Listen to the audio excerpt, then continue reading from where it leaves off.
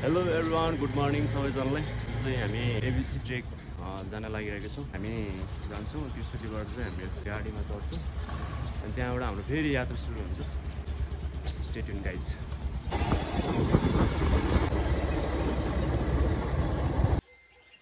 अहिले चाहिँ हामी यो सुनखी भन्ने कुनामा आइपुगेका छौँ है, माथिबाट।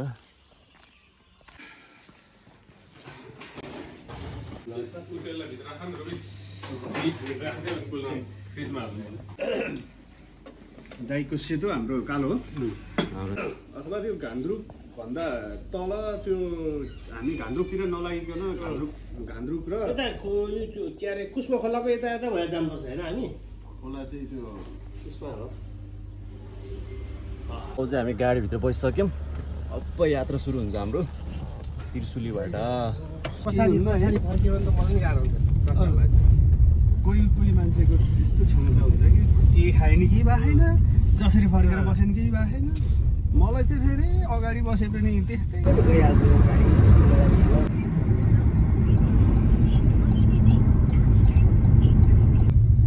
होइन अस्तिको पनि बेग्नासै निस्किने, तर अहिलेको नि बेग्नासै निस्किने, तर अर्को बाटो अझ त्योभन्दा तल किलो हो क्या।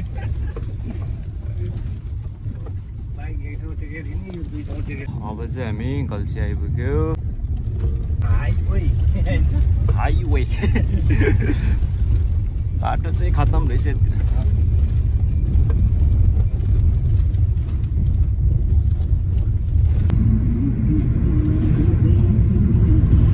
बजार आइपुग्यो अनि हामी चाहिँ यहाँ एकछिन रेस्ट गर्छौँ, चियासिया खान्छौँ।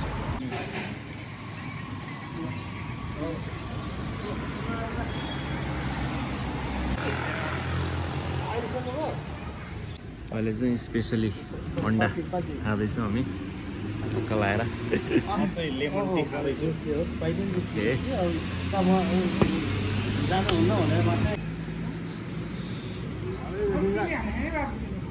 हुन्छ हुन्छ आन्टी, हुन्छ।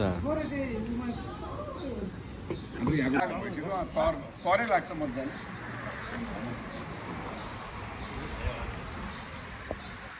बजारमा अहिले चाहिँ हामी पेट्रोल हाल्दैछौँ लगाएर।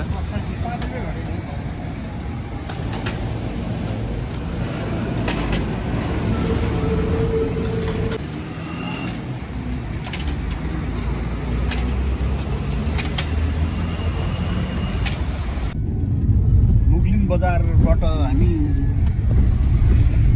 अगाडि बढ्दैछौँ। मुगलिन पुल, यो नयाँ पुल, त्यो पुरानो पुल। ल जय होस्, हाम्रो एबिसी यात्रा सफल होस्। अहिले चाहिँ हामी अम्बुखरी आइनि, यो अम्बुखरी नि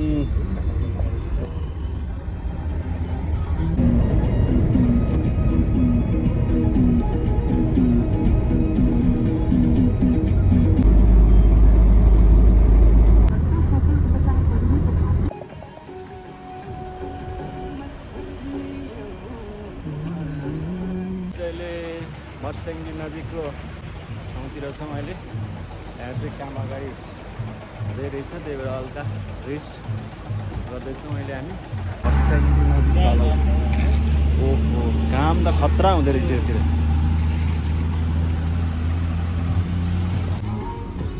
यतापट्टि बाटो बन्द रहेछ, त्यसैले चाहिँ हामी उताबाट फेरि बारी पुलबाट वारी निस्किन्छौँ। पछि लगाएर जाउँ न, पुगिहाल्दैन होइन? हो नि सर, हो। यस्तो विचारलाई त्यागौँ र समयमै अन्डा मासु खायो भने कब्जियत हुन्छ भन्ने सोच वहाँबाट अझै खुल्या छैन। मासुहरूलाई प्रशस्त मात्रामा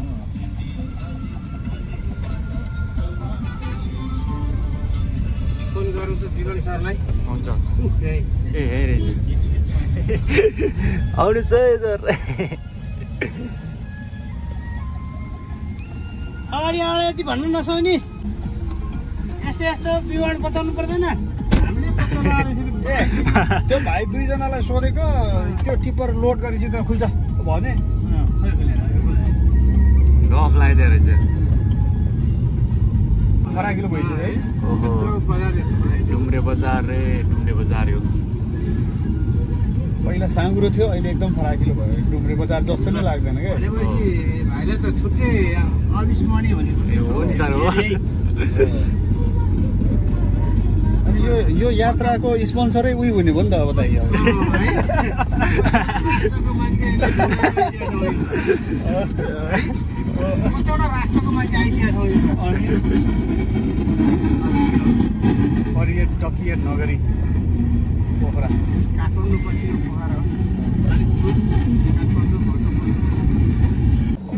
यहाँबाट चाहिँ बन्नेपुर जान्छ है 15 दिन छुट्टी लिएर स्पोन्सर गरेर हामी सबै ठाउँ घुमाइदिन्छौँ पहाड किरानी बन्नेपुर यहाँबाट है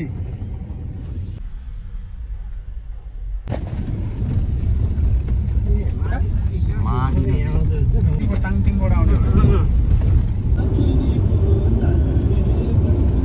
रेनकोट किन्नु पर्ला नै पर्ला रेनकोट यस्तो कन्टिन्यू पानी त नपर्ला पर्ला त छाता छ भने त छाता नै धान्ला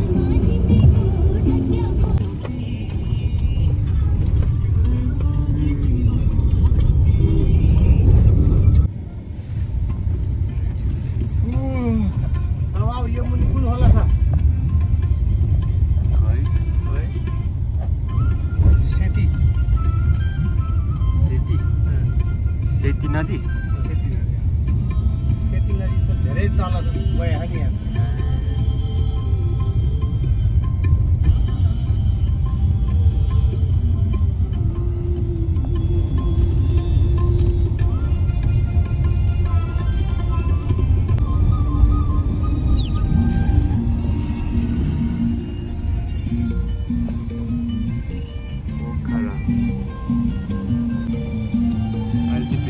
आइपुग्यो हामी 1 बजेर कति 3 मिनट गइसकेको थियो उपाधि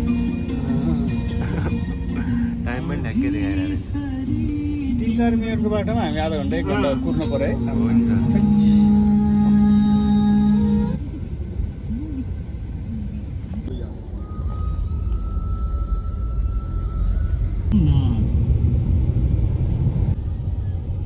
हरिचोक आइपुग्यो गाइस हामी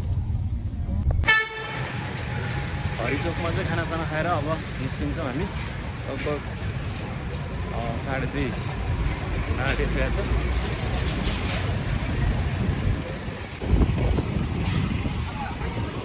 धम्पुस देउराली रेस्टुरेन्टमा फेरि हामी यहाँ आइपुग्यौँ खाना खाना तालचोकसम्म चाहिँ थाहा भएन चम्चा ल्याइदिनु न मलाई नयाँ मान्छे फेरि याद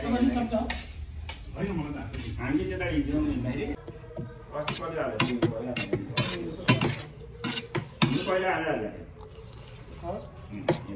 यो बाटो चाहिँ सिधै हामी अझ बाटो बन्दै थियो कम्प्लिट भएको थिएन यस्तो राम्रो भएछ आएको थिएन ए अस्ति नै सिक्लेसमा पनि त यताबाट भएन है उतै गइहाल्यो हामी लेमा सर र म घोरेपानी जाँदा हामी मुस्ताङ जाँदा रन्कायो 80-90 सय नै यहाँ त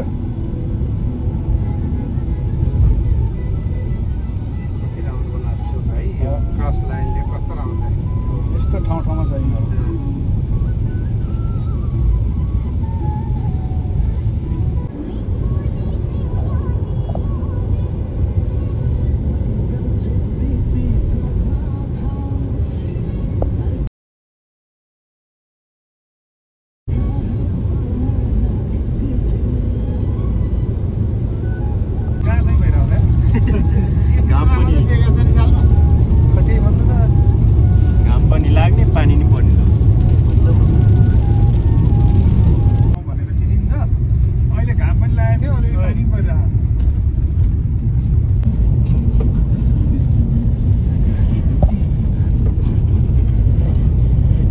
मेटिँदैन छिटो नयाँ पुल अब यताबाट टन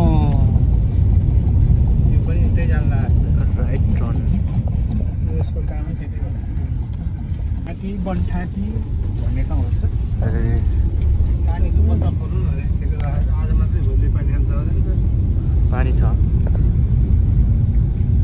यो घचक घुचुक सकौँ जम्मा कति 5 किलोमिटर के लेख्यो त्यो 5 मात्र त होइन होला 15 चाहिँ हुनु पर्ने 1 मिटाइदियो यहाँबाट है यहाँबाट ढलान बाटो घोरेपानी Punil one of the best भनौँ न नेपालको टुरिस्ट प्लेसहरूमा पर्छ त्यो पनि विदेशीदेखि स्वदेशी सबै जाने सजिलो ट्रेक भनौँ न त्यो चाहिँ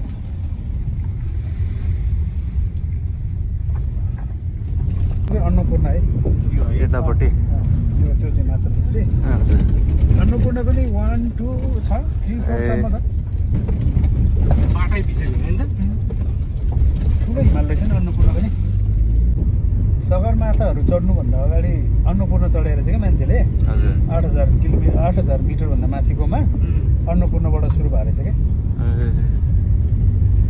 हिमाल देख्न सुरु भइसक्यो यस्तो दामी हिमाल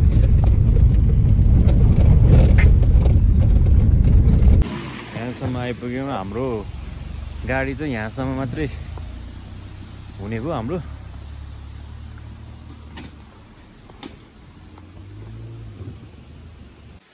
अब चाहिँ हाम्रो घान्द्रुक मुदु होइन घान्द्रुकको मुदु भन्ने ठाउँबाट चाहिँ अब त्यहाँ माथि डाँडासम्म हिँड्नुपर्ने छ हामी हाम्रो गाडी पार्किङ गरेर चाहिँ हामी जाँदैछौँ अब गाडी माथिसम्मै जान्थ्यो अरे तर बाटो बनाउँदैछ अरे माथितिर त्यही भएर चाहिँ हामी यहाँ गाडी राख्छौँ अनि लेफ्ट राइट हस्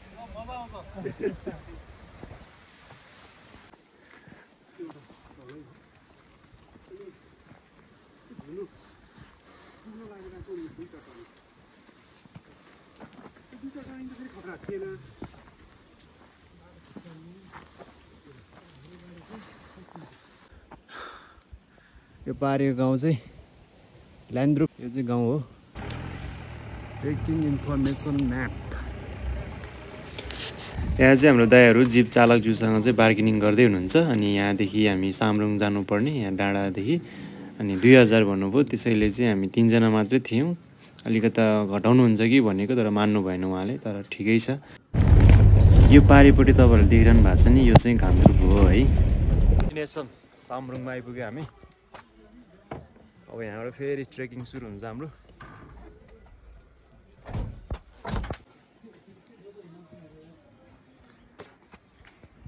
अब हामी फेरि यो पुलबाट चाहिँ पारी जानुपर्ने रहेछ यहाँबाट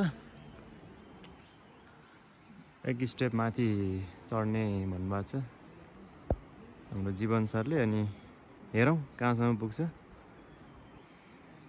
सामरुङ नयाँ पुल पोखरा लामो कति मिटर होला यार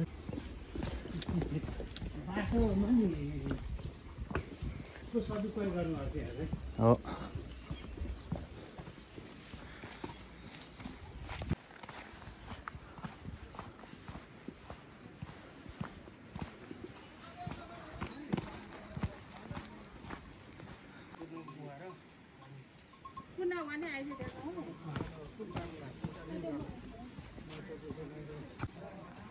अब चाहिँ हामी यो पुल तर्दैछौँ सबैजना अनि 287 मिटरको यो भनौँ न झोलुङ्गे पुल तर्दैछौँ खत्रै हल्लिँदो रहेछौ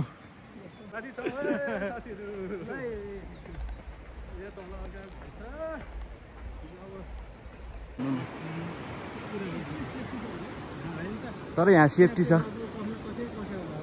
हो भने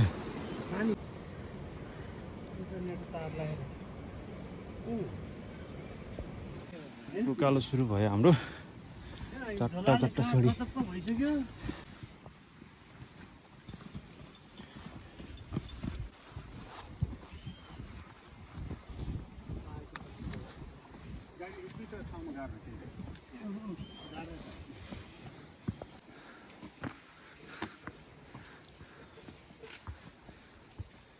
झिनुको उकालो उकालो राम्रै छ है राम्रै छ राम्रै खालको उकालो छ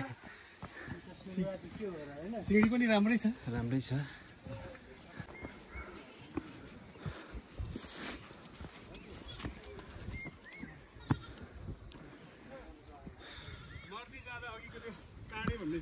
हजुर कहाँबाट अस्ट्रेलियन क्यामेराले नि यति ठाडो छ ए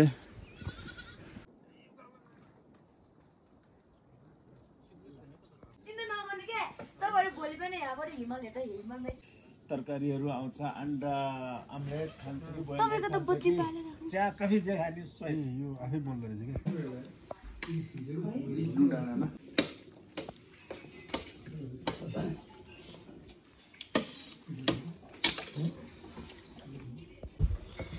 त्यो पुऱ्याउने हामीले अर्को दिन चाहिँ दिँदैन होला